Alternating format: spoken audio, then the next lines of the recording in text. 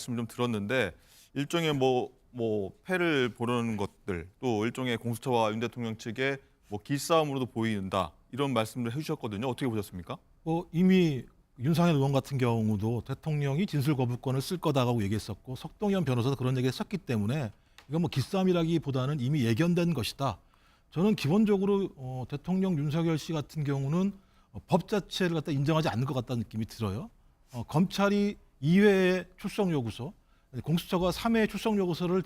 했음에도 불구하고 출석하지 않았었고 1차 체포영장 같은 경우는 경호처의 물리력으로 막았고 2차 체포영장에 와서야 압도적인 어떤 경찰의 물리력 앞에서 그것을 수긍한 측면이 있기 때문에 저는 이미 소위 우리나라에서 존재하고 있는 법에 대해서 대통령 스스로 이것을 인정할 수 없다라고 하는 것을 얘기한 것 같고, 또 한 측면은 지금 10명 정도가 지금 구속영장 청구를 했는데 대부분 다 발부된 거 아니겠습니까? 그렇다면 윤석열 대통령이 뭐라고 얘기하더라도 그 얘기는 아무런 근거로 인정되지 않을 것이다. 본인이 진술을 하지 않는다고 하더라도 아니면 진술한다고 하더라도 어차피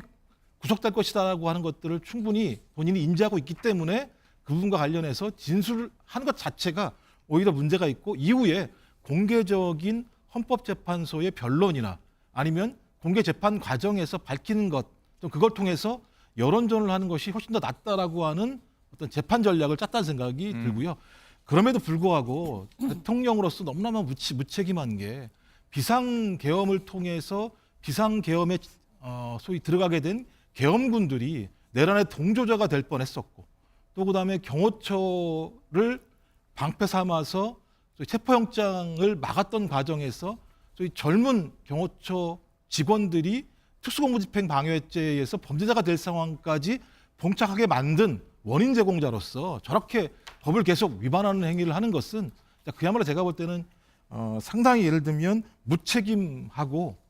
소위 국가의 헌정체제, 법률체계를 전혀 인정하지 않는 존재자라는 것을 다시 한번